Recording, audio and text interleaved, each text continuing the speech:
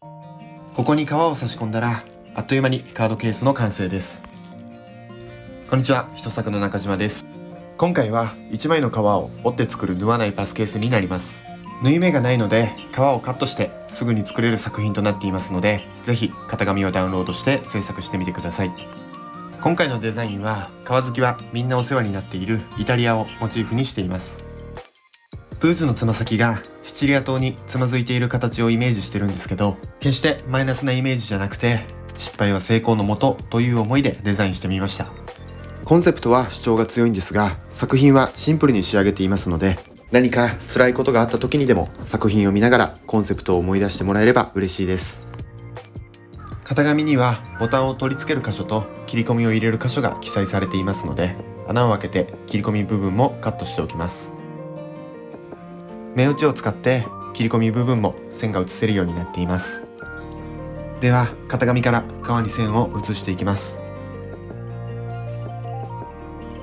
A4 サイズで制作できるようになっていますので、初心者の方にもおすすめです。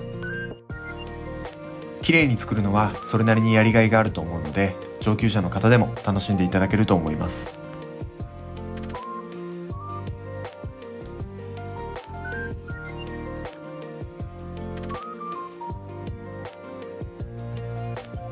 こんな感じで角度がきつくてカットが難しい部分があるので、そういう部分はポンチで穴開けしてあげるとカットが楽になります。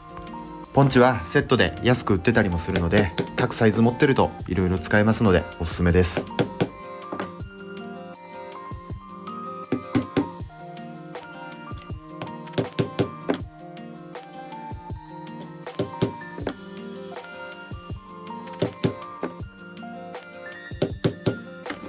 カットする前にボタンを取り付けていきます。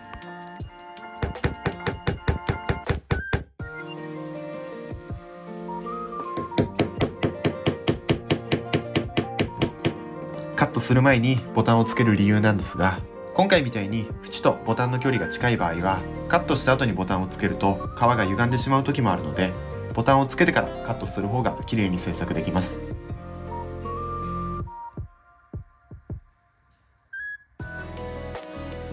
ではカットしていきましょ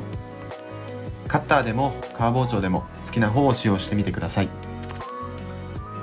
個人的には角度がきつい時と狭い箇所はカッター、直線と緩いカーブは革包丁でカットしています。イタリアをコンセプトに作品を作りたいって言っても、まさか国の形をモチーフに作品を作ることになるとは自分でも思いもしませんでした。いろいろ考えたんですが、パスタとかピザとかもなんかしっくりこないなって思って、ブーツの形なら何か作れそうだなって思ったのが始まりだったんですけど、案の定全然うまくいかなくて、それこそ今回の作品のコンセプトみたいにもう完全につまずいちゃいました。で、結局ちょっとよくわかんないままイタリアの地図を眺めてたんですけど、シチリア島に足先がつまずいてゴロゴロ転がってるうちに作品になったらちょっと面白いかななんて思って、今回の作品が出来上がっていった感じです。切り込みが開けた穴からはみ出ないようにカットしていきましょう。では全体的に小刃処理をしていきます。この切り込みの部分も小刃処理しておくと綺麗に仕上がります。今回使用している小刃処理剤はリゼットのグレージングトップという小刃処理剤です。もし小刃処理剤に悩んでるっていう方がいたらおすすめなので、ぜひ使ってみてください。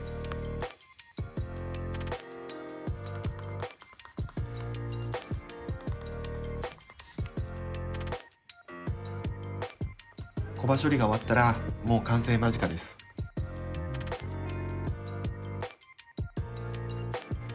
まずは折り目をつけていきます。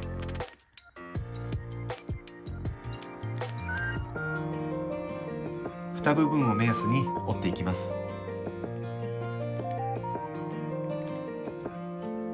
次は切り込みに合わせて折り目をつけていきます。そうしましたら、こちらの飛び出ている部分を折り曲げながら丸めて切り込みに入れていきます。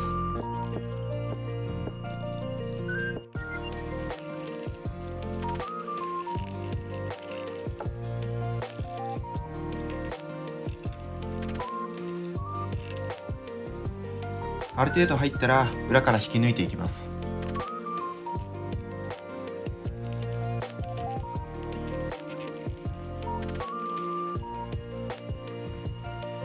指で圧をかけながら折り目をなじませていきます。折り目が残っていると見栄えが良くないので、こんな感じで皮を磨いてなじませていきます。たったこれだけで作品が完成となります。一番奥のスペースはカード1枚で収納すると少し緩いので、お札や領収書などのスペースとしてもおすすめです。動画ではカード8枚で収納してるんですけど、使う革の厚みや硬さでも多少収納枚数が変化します。今回は 1.6mm の厚みで制作しました。使う革の厚みはだいたい 2mm が限界となります。2mm 厚で制作する場合は柔らかめの革の方がおすすめです。硬めの革の場合はだいたい 1.8mm 厚ぐらいが限界になると思います。ぜひいろいろな革を使って挑戦してみてほしいんですけど、